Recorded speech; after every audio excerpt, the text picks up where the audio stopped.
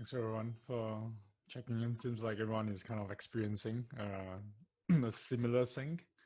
Some, I think this is something very interesting for me to note as well.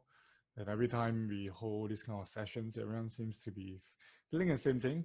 I'm at first I thought it was a community practice thing, but it seems that different times of the year, specific timings, no matter where we are, we can kind of experience the same thing, right?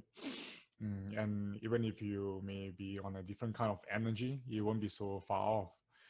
This is just another evidence of interbeing that we can't survive on this in this world in existence alone. Like Alan Watts has stated that existence is a relationship and we are smack right in the middle of it. So you can't remove a single factor that's happening around you because that won't make you who you are today. But to come back to yourself, knowing that you have a spiritual practice, that can make a very big difference. So some of you have skipped last week's session and some of them have skipped today's session, right? So we've been practicing together, I think, for almost 2 months now, I think. The Wednesday sessions, the midweek resets, probably you have benefited from it, something to look forward to, or you could have been reviewing the videos as well. But now I'm just curious, besides the the weekly check-in with the community, what is it that makes you want to come to this session? So this is not a feedback or testimonial session, but to really go deeply within yourself, because life presents us different choices. It may have been a hectic week. Perhaps you want to go to bed, but there must be something that draws you, something that pulls you towards this session. And sometimes the pull may not be so enticing. There could be a push as well. So what are the push or pull factors or both that makes you want to come? Because when we ask ourselves that question, you may discover the intention of why you're here. So I like to invite all of you to just briefly share what is it that makes you want to come, or there's no right or wrong.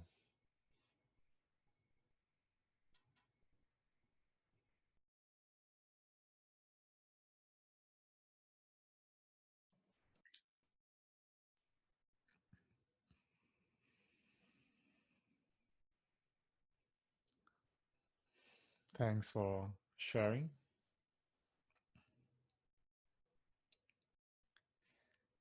So let's continue being grateful and just resetting yourself, gently lowering your gaze again onto your screen.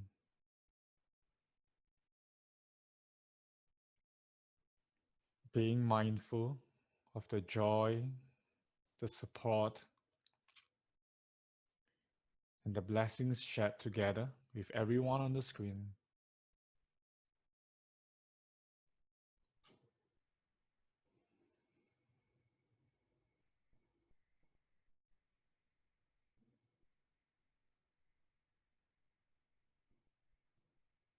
Feeling connected and grateful. And time has slowed while you shut your eyelids and bathing in the presence of these collective presence once again.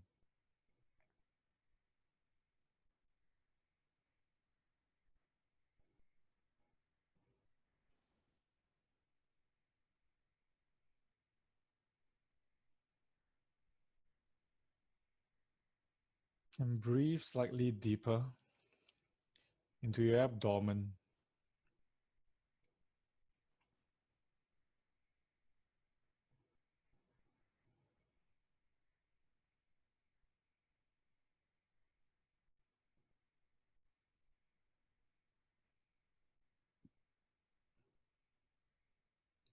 Breathing in Namo Sigato.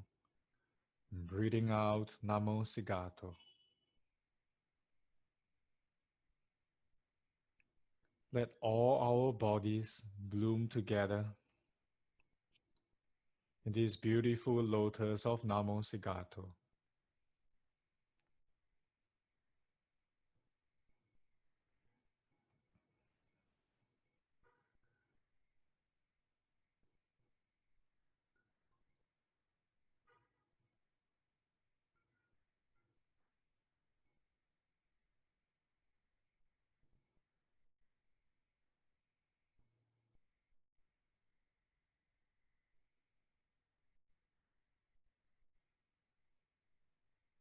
And as you breathe on, take note of your full presence wherever you are.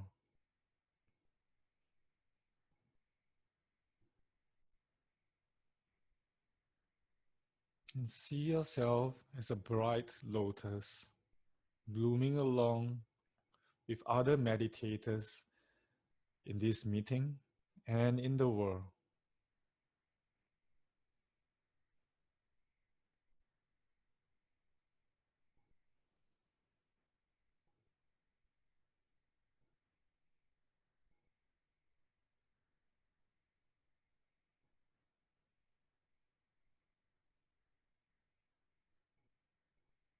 At the same time, getting in touch with the physical sensation of the earth.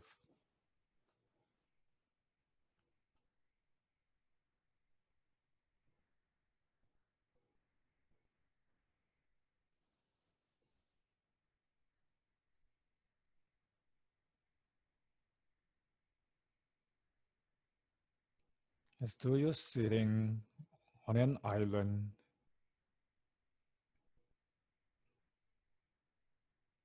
sitting peacefully,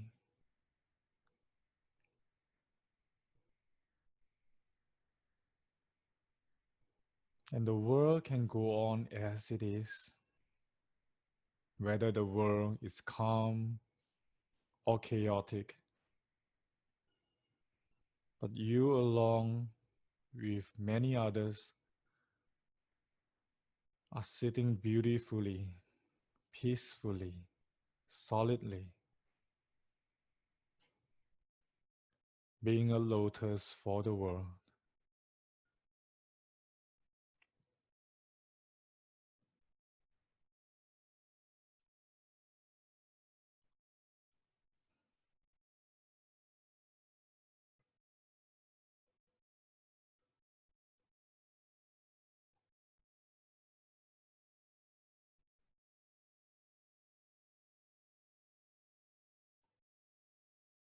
Each in-breath brings you back to the safe island, the safe refuge of mindfulness within yourself.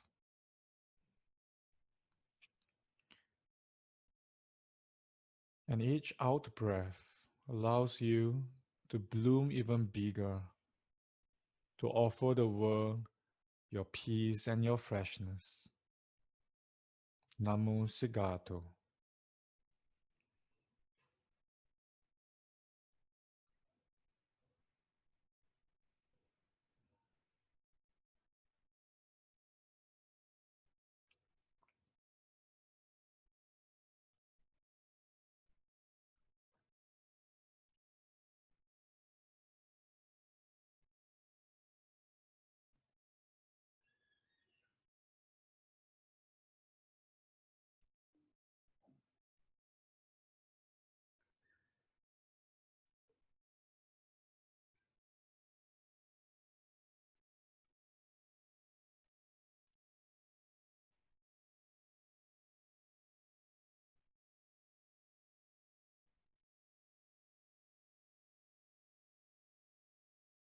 And the lotus that you are is capable of blooming and sustaining its beauty and freshness.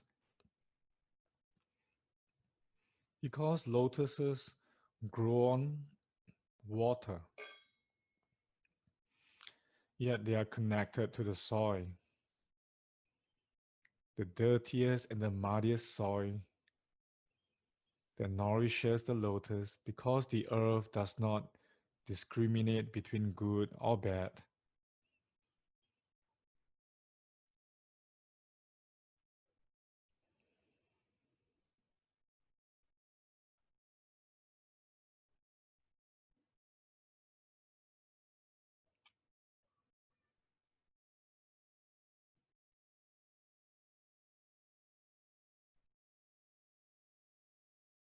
There's nothing else to be in this meditation, nothing to achieve. Whatever thoughts may arise may be associated with a role, temporary identity, or responsibility that you play in life.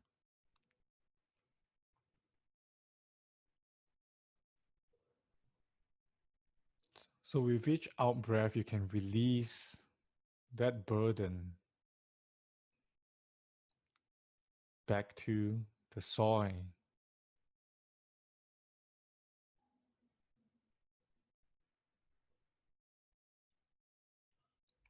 There's nothing to carry, nothing to be.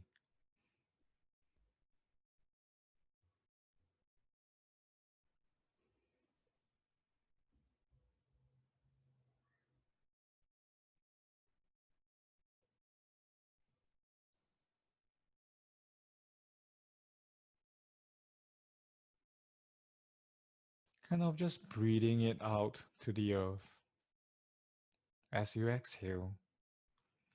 And trust that the earth will know how to prepare it or transmute it for you to take on those roles again when it's time.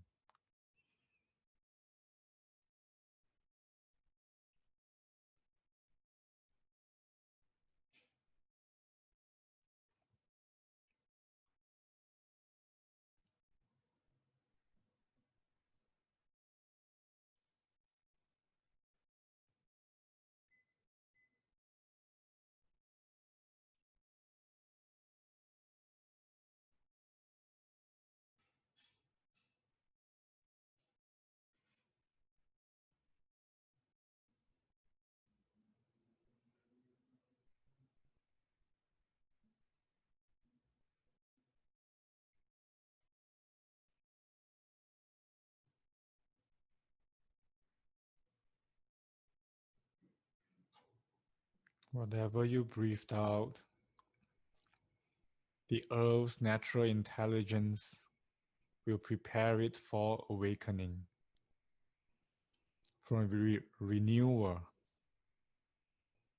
So just be this beautiful lotus,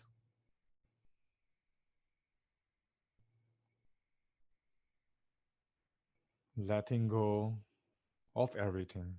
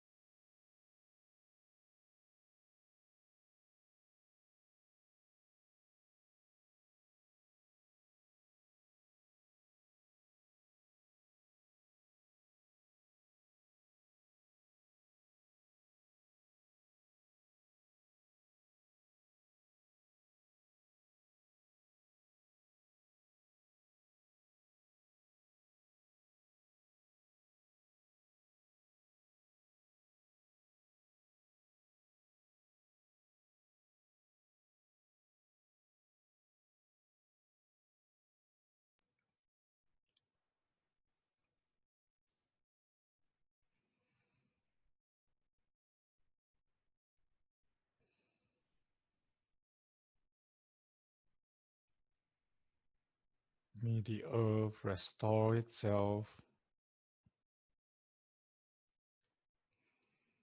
May the oceans be calm. May everything settle to its original state.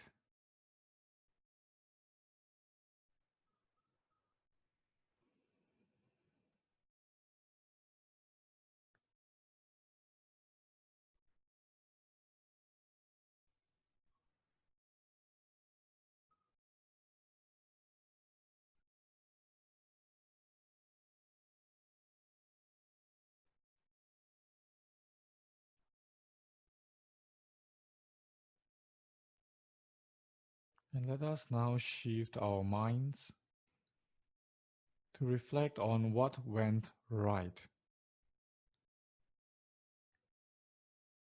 What went right this entire year?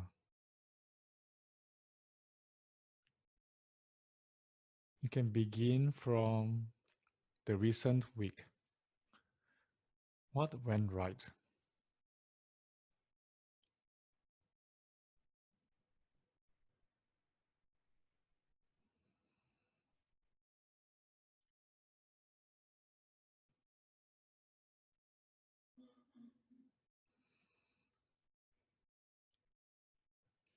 And breathing out lotuses of Namo Sigato to what went right.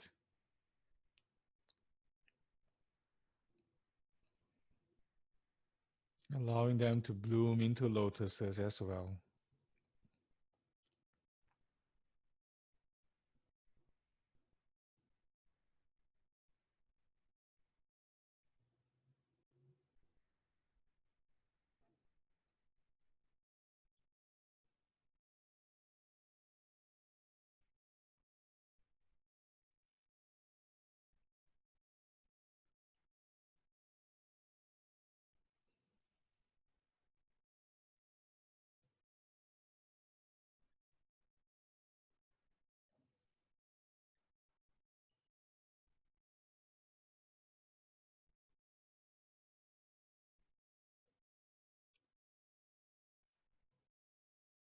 Allowing your gratitude to bloom what went right into lotuses, be it a situation, a person, an interaction, or even not waking up to a toothache. You're healthy and strong.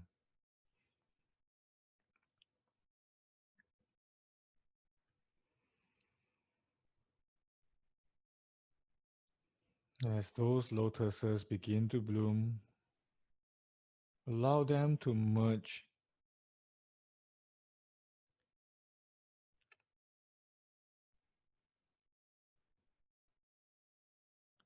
kind of latching onto a single lotus on its petals so that this single lotus starts to open up more petals.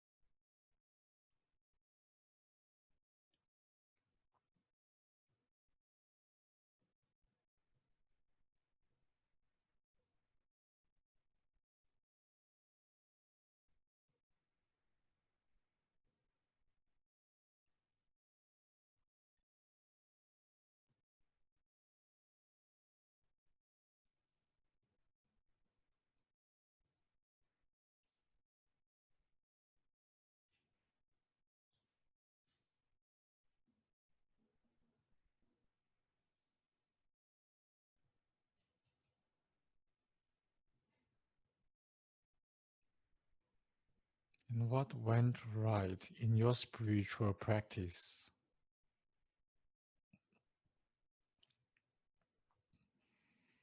What did not go wrong in life? Everything is worthy of your gratitude, of your illumination.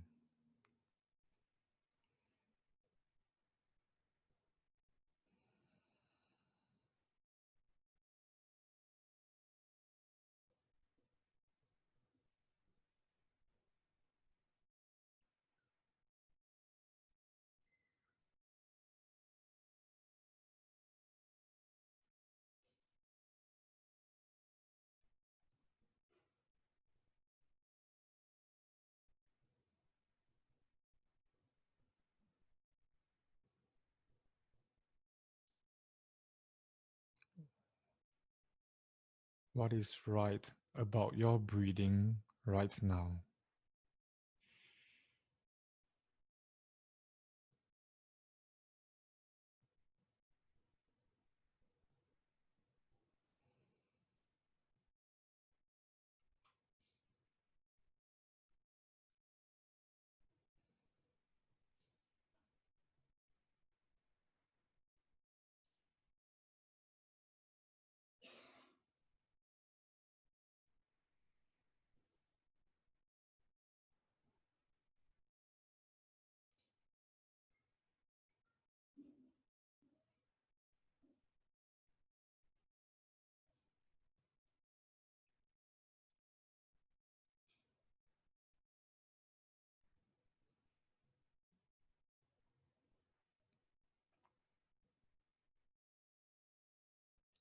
And for every part of your body that is alive, that is feeling well, you allow them and all their cells and organs to also bloom into lotuses, to merge into the collective. Each and every part of your body that is not in discomfort, that is not in pain, that is not sick.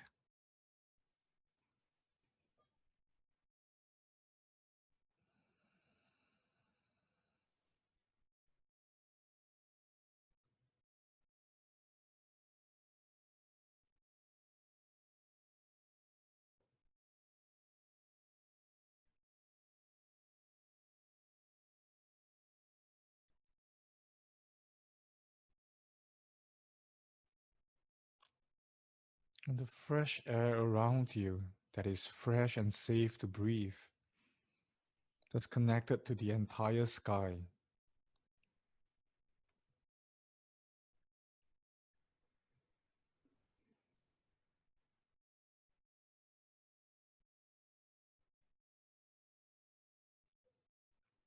And the earth that is stable, there's no earthquake right now.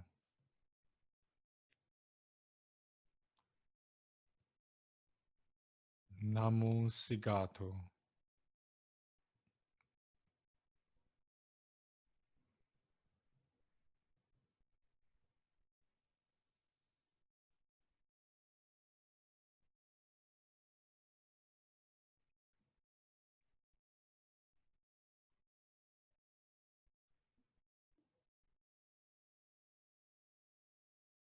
The sky has never fallen.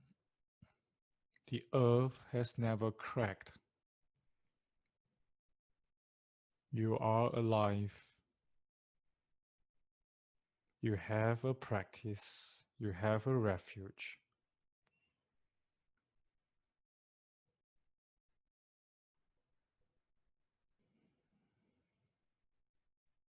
And pay close attention to everything that has gone right within and all around you.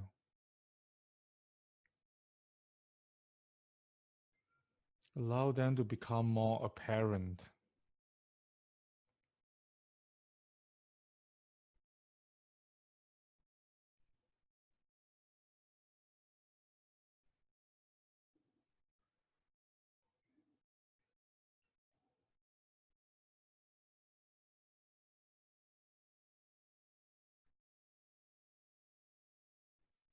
And all your merits,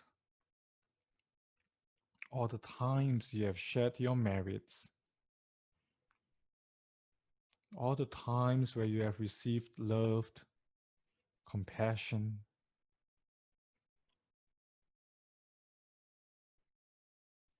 and all the times you have transformed and improved. These are all the things that have gone right.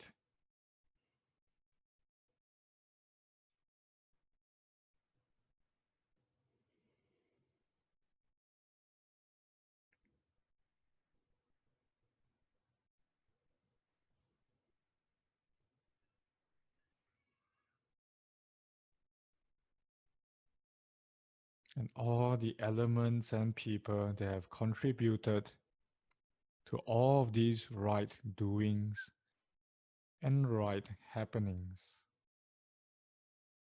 Allow all of them to come and to spread together.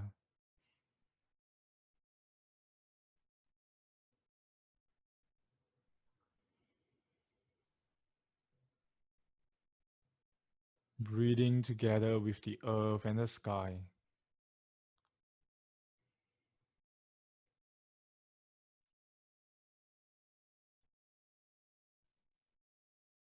You have done enough. There's no need to try to improve or to transform anymore.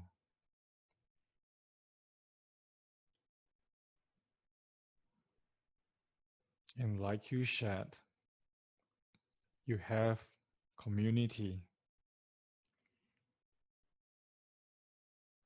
You have a spiritual path.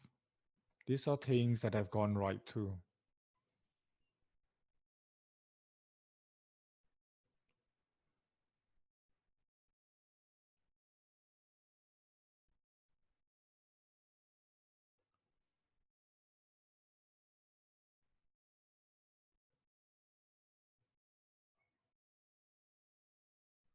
Allow your heart and your being to bloom like a gigantic lotus, a thousand petaled lotus with many layers.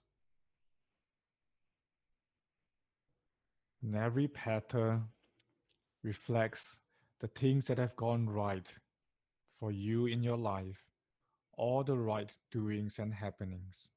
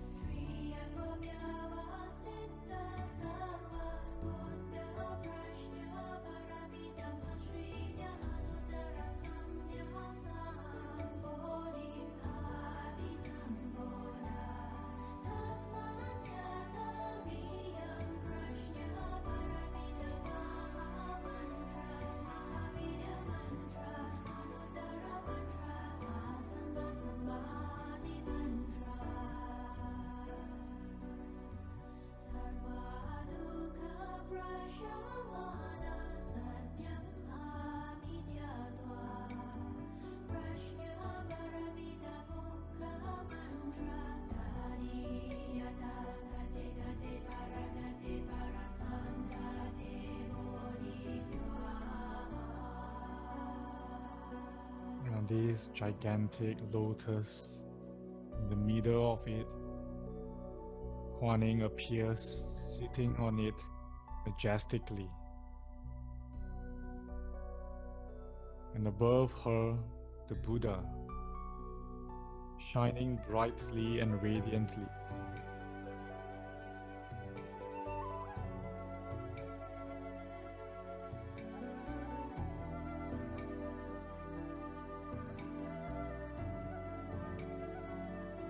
Sitting atop the lotus of all the right happenings and right doings of your entire life, countless petals on the lotus, limitless, infinite.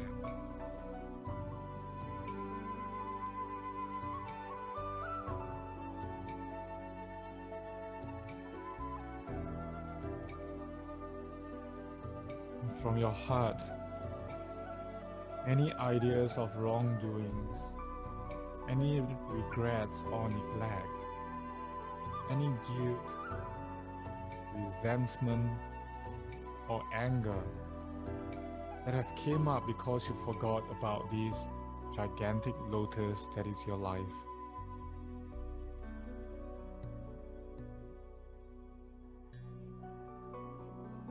Breathe them out.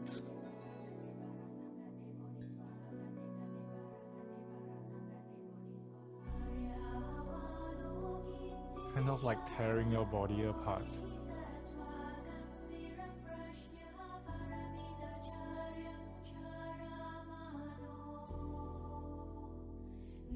Splitting them up, allowing them to fall onto all the lotus petals.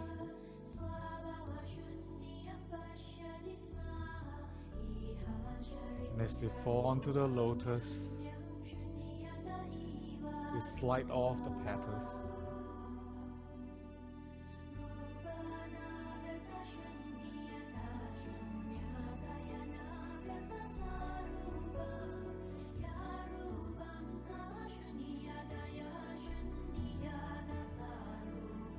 We go deep into the core of the earth element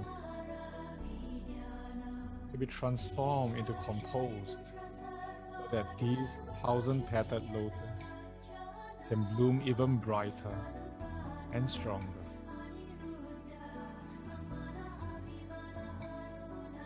Let all merits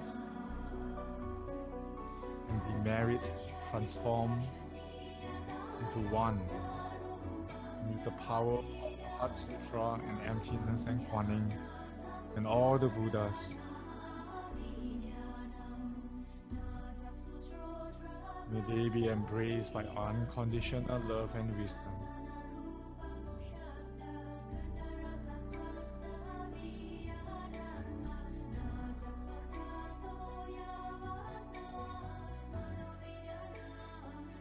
May they all emerge and bloom into awakening, into wisdom.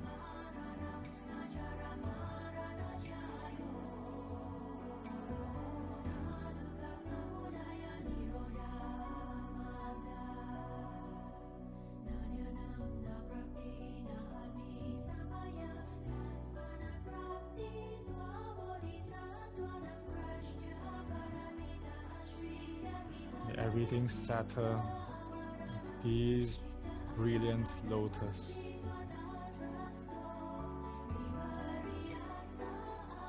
And all regrets, all dramas, internal and external, may they settle and be dispelled.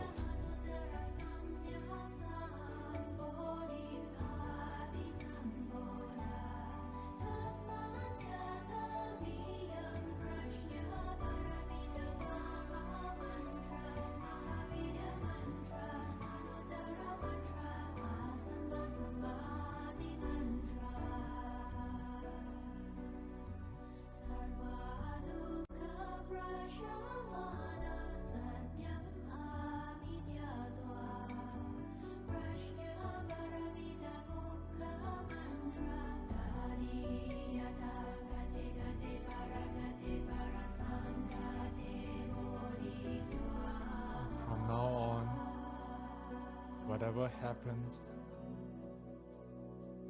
be it light or darkness, complete it. Go deep and expand into it. If it's the blooming of lotuses, transformation, go without resistance, without fear, without expectations. And if it's falling into darkness, fall gracefully, without fear, without expectation.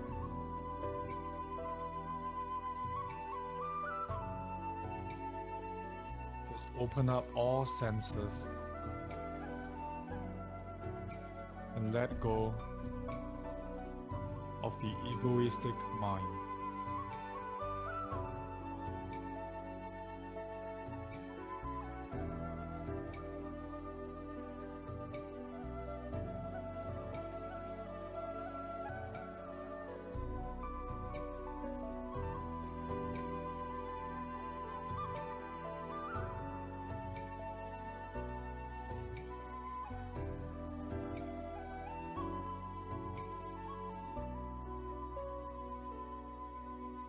Relinquish all your merits to Kuan Yin, to the Buddhas.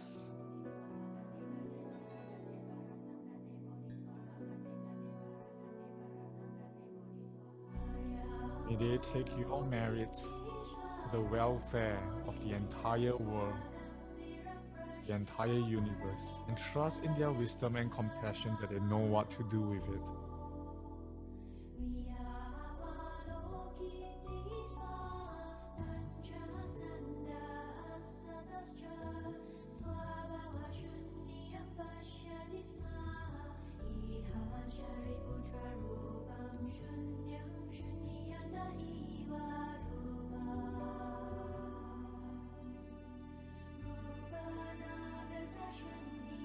While you're still breathing, you're still cultivating.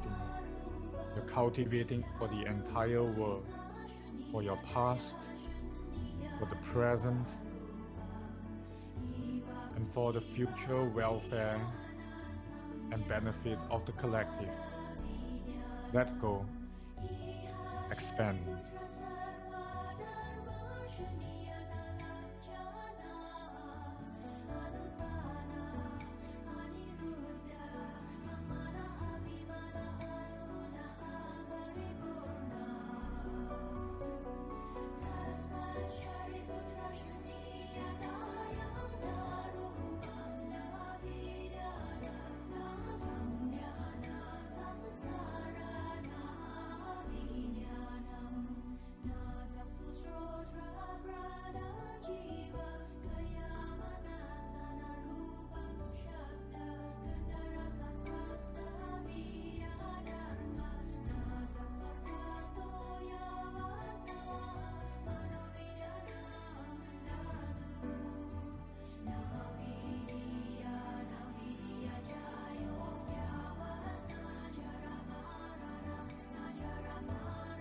Each out breath is death. And each in breath is a new birth. Breathing out, dying, letting go, surrendering. Breathing in, birth.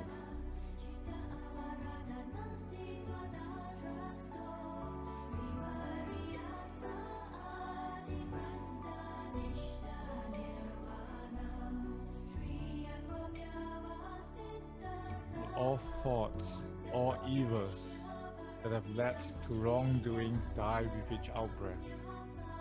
Each in-breath, may they be reborn anew, compassion and wisdom.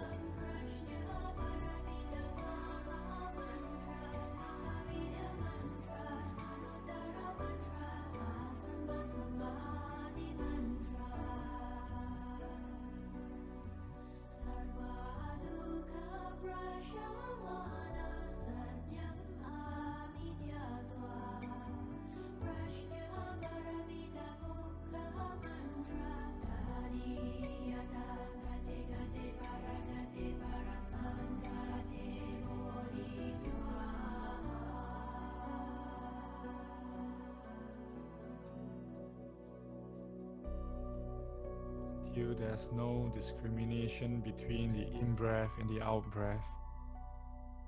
There is only the breath. This purity and this non-duality.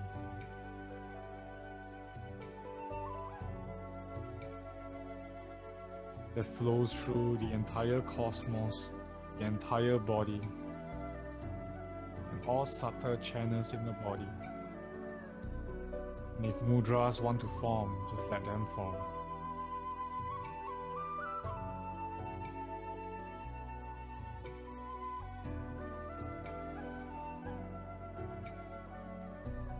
For good and bad are just ideas and concepts.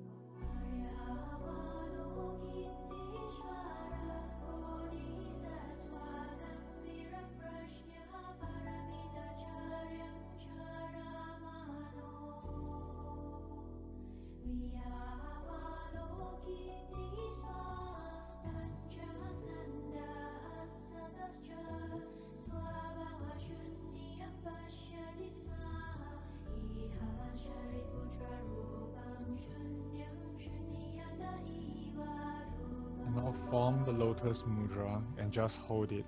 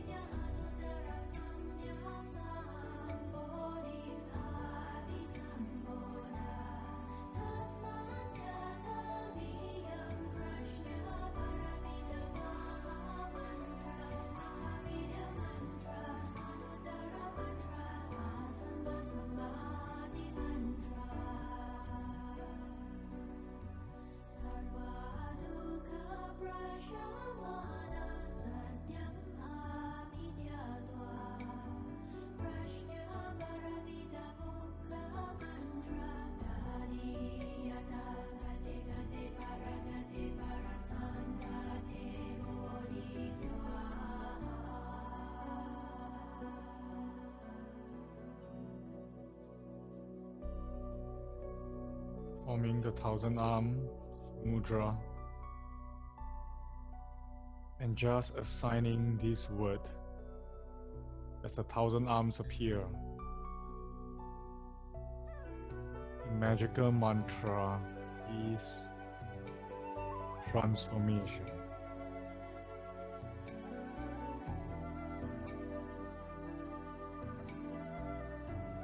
Just transformation.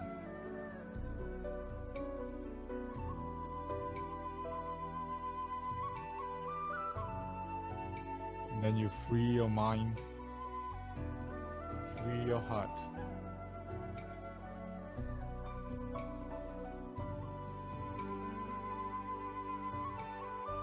Surrender your body as though you have stopped meditating. In fact, stop meditating.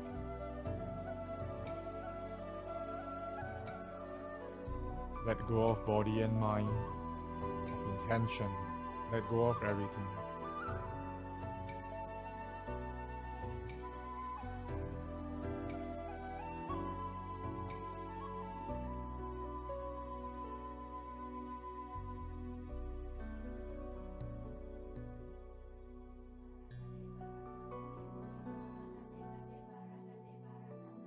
Just be silent.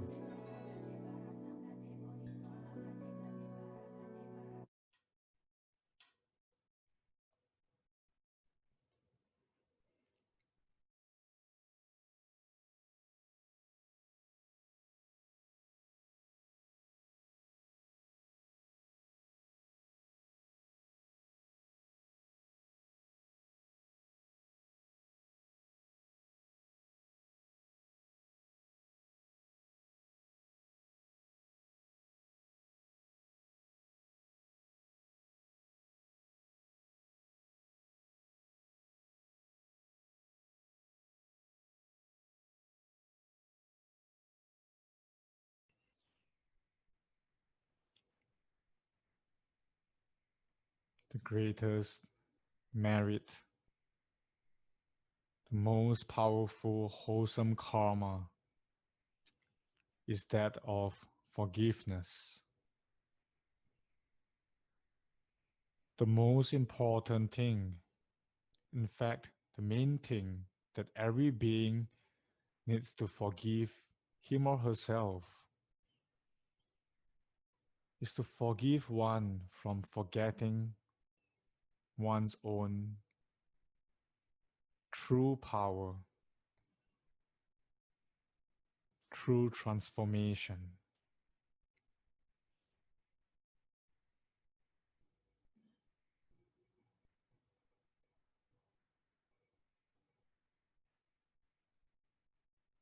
To forgive oneself from forgetting to live from the heart.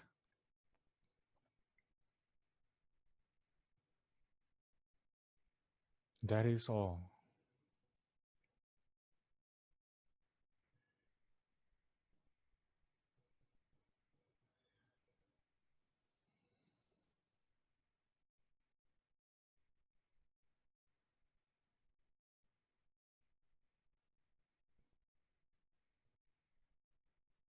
The heart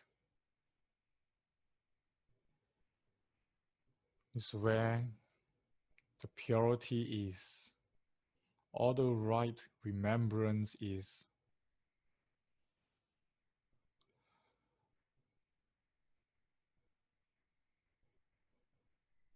The heart is how we communicate and align with ourselves,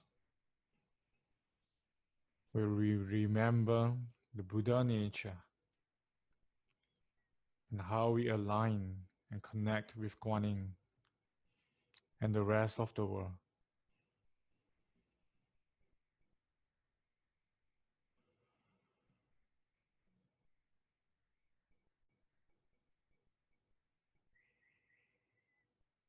And with the help of Guan Yin, being one with Guan Yin, she knows and she sees and she acknowledges all, and with a great boundless compassion and understanding, together with you, she performs the Heart Sutra Mudra.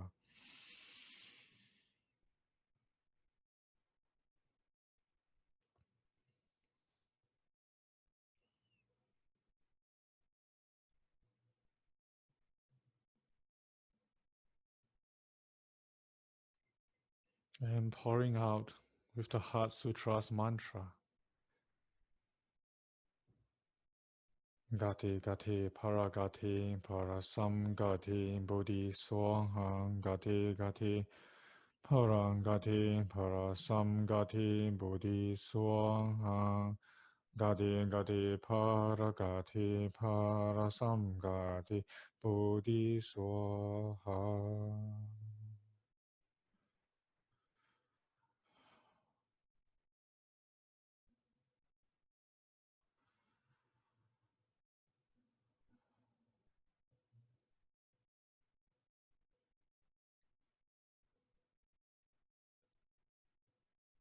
When you're done, just place your palms together and have a short moment with Kuan Yin. Say whatever you want to say to her, and after that, remember to listen. And once you're done, transfer your merits.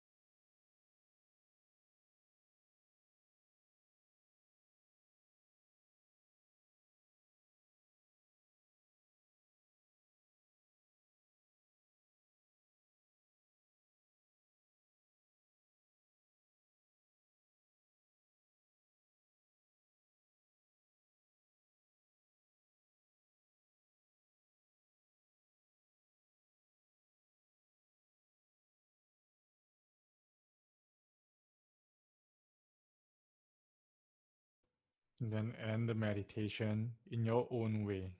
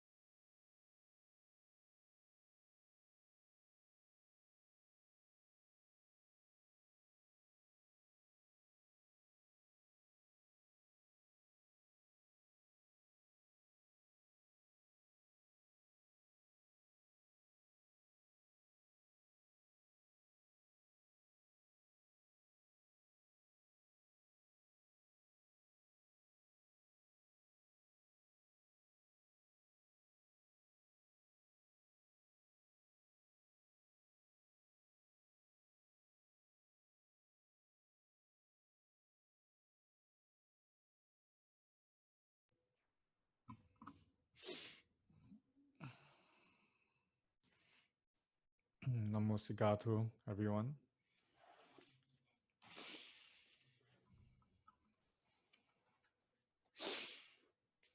So we're gonna have our sharing circle now. I'll just invite one sound of the bell.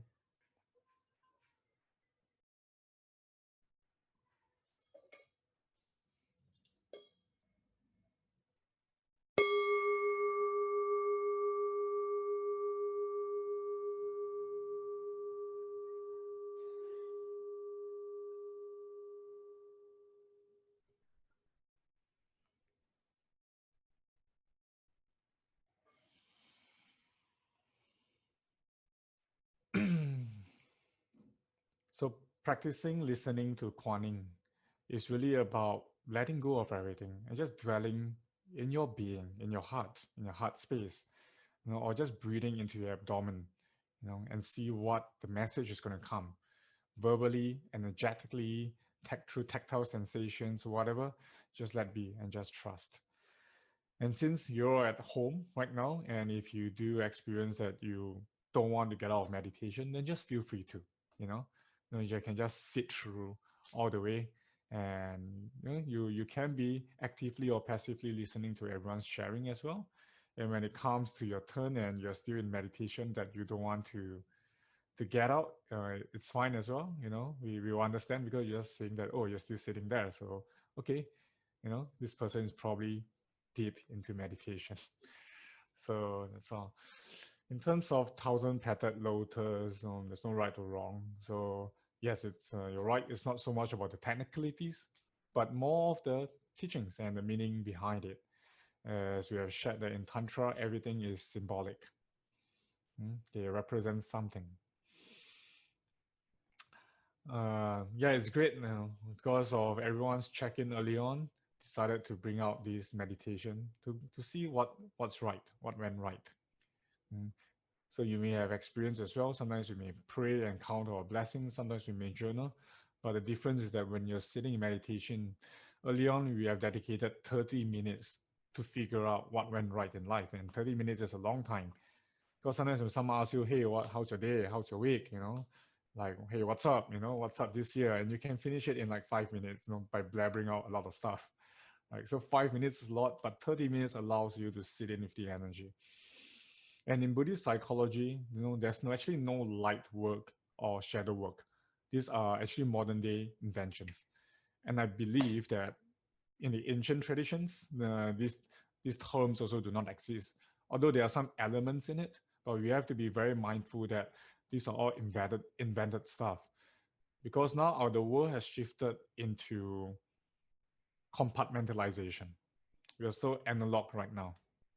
That it must be this and then that. It's very dead and it's very stiff. Right? So I know I've been exposed to other traditions as well that we do have elements of times where we have to dig deep and times where we have to reflect on the positive elements, but they have never been assigned as light work or shadow work. There's only blessings and exorcism.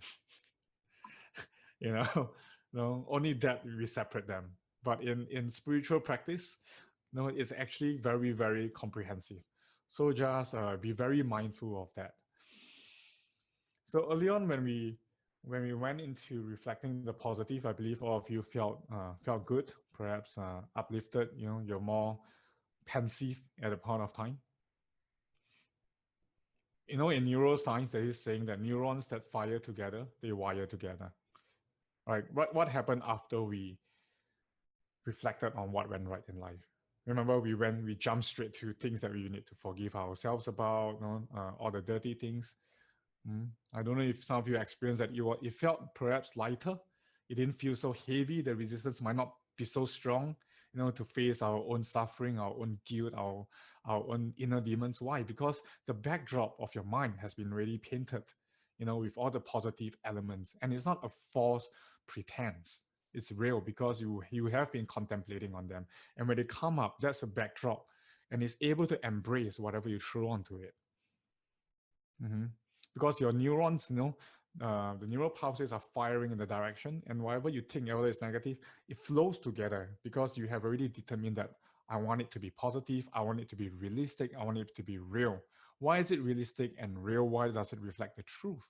Because you ask yourself that question for 30 minutes, you sat with it. What went right in life? That was your intention. You didn't force yourself to imagine that things went right. You were honest, you were authentic, you were sincere towards life as it is. Thus, when you shift the mind to look at the dirty stuff, the evil stuff, it felt so much easier because you were in the right space to embrace them and kind of and you may have noticed not everything needed healing. Some of the things just have to be informed, to be congruent with the present moment of what is. And then things can transform. So bear in mind about that. I'm not going against new modalities, just that I've noticed a lot of healers these days and a lot of writers, they can be so fixated and focused on just one part and missing out the other part. And that's wrong. That's not good. It can become very toxic and can become, all sorts of things, they do happen. Be comprehensive. That's the most important. It's just like in an organization, you need different departments, but they represent the entire, they sustain the entire organization. It's a sangha in itself, right? You can't say that I only want this department and the other departments don't exist and the organization can run on its own. No, it's never like this. It's never like this. So look around you for wisdom. My teacher always reminded me that for 法不离世间法, it means the spiritual life is not separate from the worldly life, or the Dharma is everywhere. It's present everywhere. So it depends on how you want to look at the world. You want to look at the earth with just the physical naked eye, or you want to look at the world with the eyes of Dharma. And if you look at the world with wisdom, you will start, the lines between leading a spiritual life and a worldly life will start to blur itself. It will start to converge, and you realize that everything in itself is actually spiritual. How you want to look at it, how you want to perceive it. For the past 2.5 years, I've been teaching in Singapore. I live in the city. I'm influenced by the same thing that everyone in modern society is being influenced by. But how come I could see things differently? It's because I chose to look at things with the eyes of Dharma. I seek to understand, to understand with compassion, not just being curious. Being curious is good, but we need to have compassion as well. So when you can live your life with understanding and compassion, that is the Dharma. And then everything that you see, everything that you look around you, it just becomes the Dharma. You begin to grow in your wisdom. You begin to find more peace in your life, because with wisdom and compassion, as they merge, you are also able to identify the deep Dhammakaya, or the truth body of the Buddha within every element and every situation that you see. There is a possibility or a moment of awakening in every moment and every situation. Just like early on, one of you shared that you want to come and meditate, it is to take a break, right? So you have to disengage in order to re-engage. So it depends on how we want to see things. So to see things with the eyes of Dharma, it doesn't mean that, I want to fake it and I just want to see everything as beautiful or light and butterflies. No. Deep down, you know what is wisdom, what is compassion. You've been practicing for a long time. Some of you have even been chanting a lot and also researching the chants. So you can bring that kind of energy or that energetic vibration in things you do, you start to see. Remember, that it's just like how you solve problems at work. Sometimes you need to take a breather. You need to take a step back.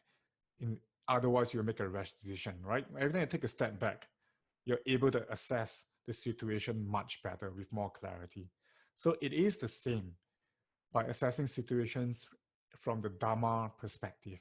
Learn to take a step back. Remember, watch your practice. and then you start to see it, and then things change. That's why they say that when saints walk past a certain place, like flowers bloom or lotuses bloom beneath the Buddha's feet, fragrance is everywhere.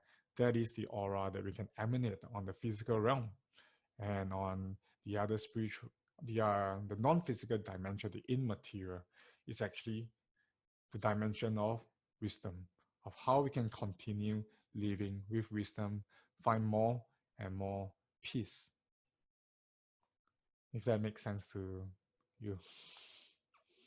Mm-hmm. So thank you, everyone. And tonight, if possible, when you're lying on your bed, just breathe in and reflect on the beautiful things in your life. And as you breathe out, express your gratitude to them. Just do this until you fall asleep. And if you can't fall asleep because you did that, your basically it's time to sit up and meditate. All right. And trust me, if you do that, you won't feel tired the next day. Sometimes because we're not accustomed to it, the mind starts to think, oh, if I don't get enough sleep, if I don't get 6 hours of sleep, how am I going to go to work tomorrow? So anxiety, you see, the anxiety came because of the thinking, not because of the doing. You see? So just to give you some perspectives and what to expect when the mind starts to scream. Every time when the mind starts to scream, when we want to do something positive, want to do something spiritual, want to do something wholesome, do you notice sometimes there could be a form of resistance? You don't want to do it, Actually, you're not reacting. It is our mental defilements that are reacting. Our mental defilements, to summarize, is the greed, the hatred, or the ill will, and the delusion. So greed can be desire or cravings, minus cravings. Hatred is anger, ill will, resistance, resentment, and delusion is just basically delusion and ignorance. So these are our because we live in such habitual ways that we are always fueling these three mental poisons or the mental defilements. That we want to take a radical shift. They start to react. They start to scream out loud. But as long as you can recognize them, you know what to do. In this, I came up with this in Chinese. It's called 知错, 认错, 改错. So basically it means number one is to know what is wrong or the defilements, right? I'm not saying you as a person, what is not right in that moment for you. So when you can identify it, when you know it, you can identify it. And once you can identify and recognize it, you can change it. So sometimes you say that we want to change certain habitual patterns within us that are unwholesome, but we need to know what is it first. What is it that prevents us from wanting to be better, to be more positive, to be happier, to believe in ourselves more, to be more trusting, to be more embracing, perhaps to start a new habit to be healthier. Everyone says that they want to change, but how many are actually willing to look at what's wrong first? What is causing these problems? When we try to fix things outside of ourselves, and we feel drained, feel tired, feel like giving up because we have been looking outside. So for those of you who are in the 45 days, the Dajaka Parita. Now, if you're not in the 45 day, it's on my Patreon as well. The Dajaka Parita, the Band of Protection. On the Dhamma's part, Sawakato Bhagavata Dhammo. Right? So the Dhamma is Sandidiko. Sandidiko means it's here and now, it's present. Akaliko is a timeless teaching. Ehipasiko is inviting. It is inviting all to come. Right? Inviting yourself is an invitation towards yourself. Opanaiko, leading inwards. And Pachatang Vetitabo Vinyuhiti. It means to be realized and experienced by the wise for themselves. So remember, Dhamma is present, it is timeless, it's inviting one to come and see because it leads inwards and then it's experienced and it's realized by you. So you want to make a change in whichever area of your life. Number one, investigate, go inwards, What is it? What is wrong? So it's different from what we did early on. Early on, we were just reflecting on what went right in life. But I'm talking about if you want to make a shift, a change, go inside. What is wrong? Identify it first. Get to know it first. Don't judge yourself. Because you know that through identifying it, you know how to transform it. It's just that one thing that needs to be transformed. It's very simple. And then next, as it comes up, as it reacts, when you want to make a radical shift, you are able to identify and to recognize it. The next step is where, once you recognize it, you start to change. Why? Because you see the reactivity of the defilements in front of you. You're not reacting with it. It's in front of you. It's like, hey, no defilements. I'm me, you're you. Immediately, you're back into your power, right? You're illuminating Namo Sigato yourself, and then you go forward. So it's actually that simple. In Buddhist practice, it's really about observing the mind and see what comes out. Don't act out of your defilements, act out of your pure consciousness, your wisdom, and then things will go right because you want it to be right from within. Something for everyone to reflect on. All right, I don't want to hold up your time too much. So, but that is what Sawakato Bhagavata Dhammo Santigo Agliko, that is what it is about.